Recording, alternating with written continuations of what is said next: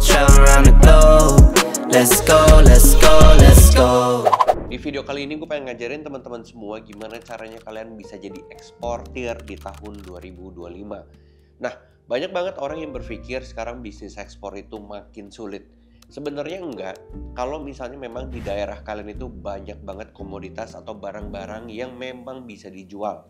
Contohnya apa? Misalnya, kalau kalian misalnya di daerahnya ada kelapa, ada kentang, ada buah atau apapun itu, kalian harus berpikir bahwa itu pasarnya ada banyak di luar negeri. Yang kalian harus tahu pertama kali sebelum kalian memulai bisnis ini adalah kalian tidak telat sama sekali. Karena selalu ada peluang baru dan ada pasar yang sangat besar yang membuat kalian tidak akan pernah telat masuk ke dalam bisnis ini di tahun 2025. Apalagi ini masih awal tahun dan gue pengen ngajarin kalian gimana caranya kalian bisa mempercepat proses belajar sampai akhirnya kalian menjadi seorang eksportir. Gue punya rumus sakti, kalau kalian ikutin ini satu persatu, kalian benar-benar pahami dan kalian kerjakan, gue yakin dalam waktu beberapa bulan mungkin kalian udah bisa jadi seorang eksportir. Gue udah banyak banget ngebantu ribuan eksportir di Indonesia, dari yang ke SMA, ibu rumah tangga, pengangguran, kuliah, banyak, you name it. Dan cara ini tergolong ampuh buat kalian juga yang pengen mulai di bisnis ekspor. Dan sekarang kita akan masuk ke topik yang lebih dalam. Apa sih rumus-rumus sakti ini untuk kalian menjadi seorang eksportir? Yang pertama itu udah pasti produk.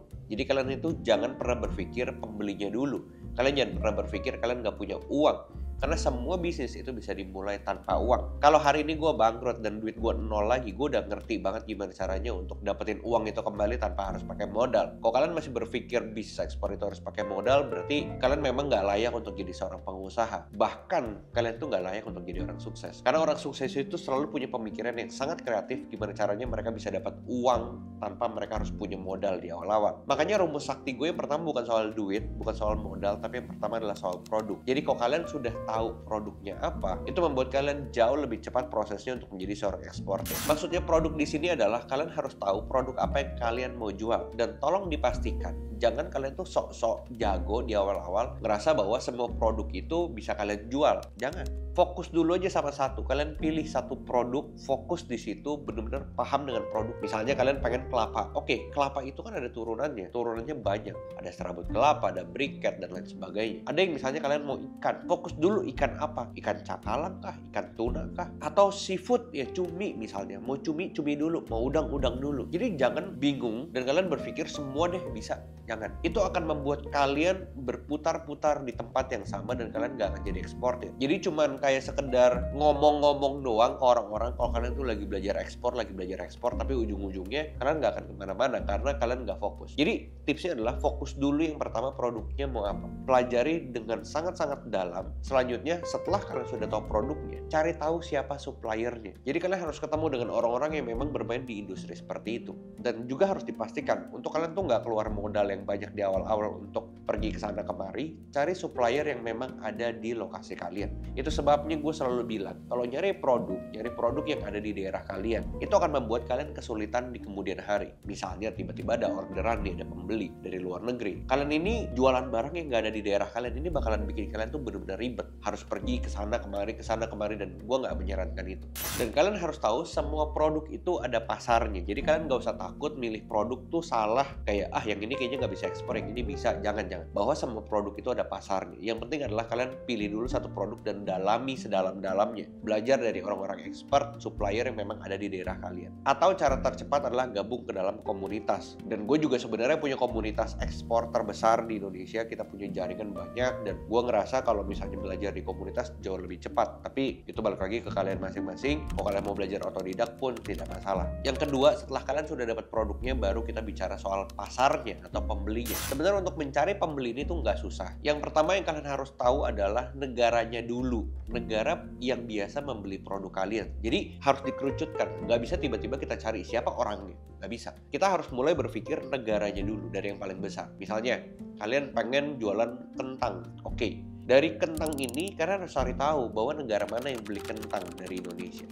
Caranya sederhana, buka Google, kalian cari dengan keyword ekspor kentang dari Indonesia. Nanti akan ada banyak berita bahwa ini dia top 5 negara tujuan ekspor kentang Indonesia. Keluar banyak. Dan kalian harus sering-sering riset dan baca artikel negara-negara mana yang menjadi tujuan ekspor produk kalian. Kalau kalian sudah tahu negaranya apa saja, kalian tulis di kertas. Selanjutnya kita dig deeper atau kita gali lebih dalam tentang perusahaan-perusahaan yang ada di dalam negara itu. Oke, misalnya pertama adalah kita tahu negara India menjadi negara yang membeli produk kalian. Dan selanjutnya adalah bagaimana kita bisa mencari perusahaan-perusahaan yang ada di negara India. Sederhana, biasanya kita menggunakan LinkedIn atau Facebook. Itu menjadi salah satu cara yang paling gampang untuk kalian pelajari. LinkedIn juga harus dipastikan foto profil kalian itu jangan yang alay, jangan yang nggak profesional, harus semua profesional karena memang itu tempatnya para orang-orang yang profesional. Jadi perhatikan dari foto profil dan bio, dan itu memang semuanya orang-orang profesional. Mungkin kalian ngerasa masih muda dan kalian dari daerah, but it's okay, semua tuh bisa dibrandingkan menjadi seorang yang profesional. Jadi jangan underestimate diri kalian bahwa kalian tuh nggak bisa kayak gitu. Buang semua kealayan kalian bahwa di bisnis ini semua harus profesional. Jadi begitu juga di Facebook, meskipun kita tahu Facebook itu tempat status-status gak jelas, tapi ketika kalian mau masuk ke dalam sebuah bisnis dan kalian butuh Facebook, buat Facebook kalian juga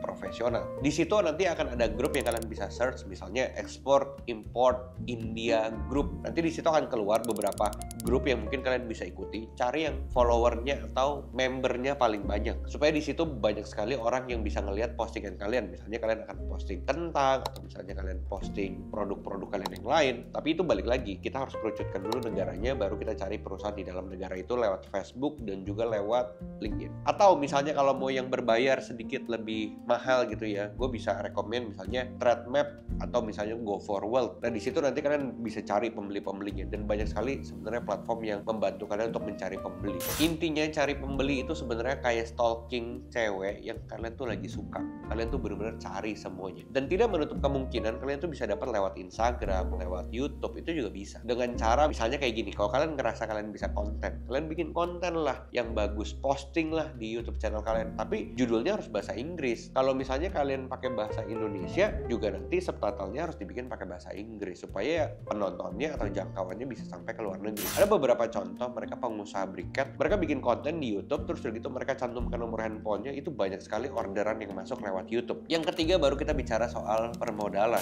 Setelah sudah ada produknya, setelah ada bayarnya, selanjutnya adalah modal. Gimana caranya kalian ini bisa produksi barang yang jumlahnya mungkin orderannya satu kontainer. Kalian harus tahu satu kontainer 20 feet itu beratnya bisa 18-20 ton. Tapi kalau barangnya furniture itu tidak hitung berat tapi hitung volume. Karena furniture itu kan banyak rongga-rongga atau ruang kosong, dan itu memang benar-benar harus dihitung berdasarkan kubikasi. Tapi kalau barangnya padat bisa ditumpuk semua masuk dalam kontainer, itu beratnya 18-20 ton kalau ukuran 20 feet. Tapi ukuran kontainer yang 40 feet itu mungkin bisa sampai 25-26 ton. Sekarang pertanyaannya adalah bagaimana kalian punya uang untuk bisa memproduksi barang sebanyak itu? Ada dua cara yang gue bisa kasih tahu ke kalian bahwa kalian bisa mulai ini tanpa pakai uang kalian. Yang pertama adalah yang selalu gue ajarkan, harus dapetin down payment dari pembeli di luar negeri. Jadi down paymentnya ini artinya adalah ketika misalnya kalian sudah ada invoice satu kontainer dengan nilai misalnya 100 juta, ini adalah harga jual. Harga belinya misalnya adalah 80 juta. Kalian ini dapat untung 20 juta. Yang harus kalian lakukan adalah bagaimana kalian bisa mendapatkan 50% down payment dari pembeli di luar negeri. Artinya 100 juta, 50%-nya adalah 50 juta. Kalau misalnya kalian bisa dapetin down payment dari bayar di luar negeri 50%, yang harus kalian lakukan selanjutnya adalah kalian ngomong ke supplier atau ke pabrik juga down payment 50%. Jadi harus selalu sama. Jangan sampai bayarnya mau down payment 50%, tapi suppliernya mau di down payment 70%. Itu nanti ada selisih angka yang harus nanti ujung-ujungnya ditombok gitu loh, harus dipakai uang sendiri untuk keluar. Gue selalu menyarankan bagaimana kalian bisa dapetin down payment 50%, down payment 50% ke supplier. Dapetin down payment 30% dari buyer, dapetin down payment 30% dari supplier. Jadi harus selalu seperti itu. Lalu nanti 50% sisanya bagaimana? Ada beberapa dari pembeli yang mereka mau kontainernya itu dikirim dulu, baru dibayar 50%-nya. Ya sebenarnya nggak masalah juga. Asal si suppliernya juga setuju. Asal kontainernya sudah dikirim, dibayar juga 50%. Selalu begitu. Kalau kalian ngerasa bahwa konsep ini sebagai calo, sebenarnya ini bukan calo. Ini adalah agregator. Kalau calo itu mungkin lebih tepatnya nggak pakai skill kali ya. Tapi menurut gue konsep bisnis ini menjadi sangat menarik di beberapa tahun terakhir. Kita tahu sekarang Traveloka nggak punya aset tapi paling diuntungkan. Dia cuma kerjasama dengan banyak maskapai, dia kumpulin seluruh schedule, dia jual ke user. Nah menurut gue ini lebih menarik bisnisnya dibanding kalian punya pabrik di awal-awal. Dan konsep bisnis ini bisa dilakukan oleh semua orang di seluruh Indonesia. Dan kalian nggak harus butuh modal besar, kalian nggak butuh modal, bahkan selama kalian ngerti ilmunya kalian bisa jalanin bisnis bisnis ini. Dan yang kedua adalah dapetin uang dari investor. Dapetin uang dari investor ini bisa terjadi ketika kalian sudah melakukan beberapa pengiriman menggunakan down payment dari si pembeli di luar negeri. Dengan begitu kalian punya history record yang dimana si investor bisa ngeliat bahwa kalian adalah orang yang benar-benar fasih dan paham di bisnis ekspor. Nah, ketika kalian sudah dapat investornya, ini membuat kalian itu jalannya jauh-jauh lebih cepat. Dengan cara seperti ini membuat kalian tuh bisa menjadi seorang eksportir yang menguasai dari pabrik mungkin nanti kedepannya dengan uang investor bikin pabrik, atau misalnya kalian bikin retail di luar negeri seperti yang gue lakukan. Tapi itu adalah next levelnya, itu adalah ujung dari menjadi seorang eksportir, yaitu kalian berbisnis di luar negeri, jualan retail sendiri, pakai brand sendiri di luar negeri. Kalau kalian sudah bisa sampai di tahap itu uangnya udah ngalir deres dan kalian itu udah bener-bener nikmatin semuanya. Gue sebenarnya bisa ngajarin sampai situ karena gue udah bener-bener ngejalanin semuanya, dan gue juga sudah berbisnis di beberapa negara. Gue punya perusahaan juga di Amerika, di Inggris, di Jepang. Karena kalian ini masih baru, bahkan baru mulai, it's okay, jalanin aja. Nanti kalian juga akan nyampe kok di titik yang paling ujungnya dari seorang eksportir. Gue boleh bilang enak loh beneran, bisnis di luar negeri, tinggal di luar negeri, punya aset di luar negeri itu enak. Kalian itu jadi pinter ngelihat bahwa dunia itu luas dan gak cuma ada di daerah kalian. Dan yang keempat baru kita bicara dokumen, logistik, pengiriman dan lain-lain. Sebenarnya kalau gue boleh bilang ini sederhana. Ada perusahaan yang namanya forwarder company atau forwarding company. Mereka adalah perusahaan jasa yang mengurusi seluruh dokumen ekspor. Untuk booking kapal, untuk pengurusan dokumen, semuanya mereka urusin. Jadi kalian nggak benar-benar harus bisa bikin semuanya. Selama kalian cukup tahu dengan dokumen apa saja yang dibutuhkan, kalian bisa kontak mereka untuk mereka kerjain semuanya buat kalian, dan kalian tuh tinggal terima beres. Untuk seluruh informasi ini sebenarnya gue juga udah tulis di kitab ekspor yang gue buat, dan kalau kalian misalnya mau beli, it's okay. Kalau misalnya kalian mau belajar lewat YouTube pun it's okay. Tapi yang terpenting adalah kalau kalian mau mulai di bisnis ekspor 2025, 4 tahapan tadi jangan dilengkapin, ikutin dari satu persatu, ikutin dari nomor 1, nomor 2, nomor 3, dan nomor 4. Kalau kalian terbalik-balik ngikutinnya berantakan, gue yakin kalian gak akan kemana-mana, karena gue sudah melakukan ini dan ini terbukti berhasil. Kalau misalnya kalian pintar, kalian akan nurut. Tapi orang-orang yang arogan, orang-orang yang ngeyel, biasanya mereka gak akan kemana-mana. Mereka ngerasa, masa iya sih, dan ujung-ujungnya mereka gagal. Yang disalahin siapa? Biasa orang bodoh, mereka nggak pernah mau nyalahin dirinya. Yang selalu disalahin adalah orang lain. Itulah si Julio lah ngajarnya nggak bener lah, si Julia lah ngomongnya so tau lah, dan lain sebagainya. Itulah ciri-ciri orang bodoh. Jadi jangan sampai subscriber gue itu menjadi orang bodoh. Gue pengen kalian itu pintar, kalian nurut aja bahwa ini tuh berhasil. Kalau misalnya ada tantangan, it's okay. Namanya bisnis dan namanya hidup. Terus aja dijalanin sampai akhirnya gue yakin kalian itu benar-benar akan nyampe di titik yang kalian benar-benar mau. Dan ini adalah rumus sakti gue yang gue mau share ke kalian di video kali ini, supaya kalian bisa jadi seorang eksportir yang hebat di tahun 2025.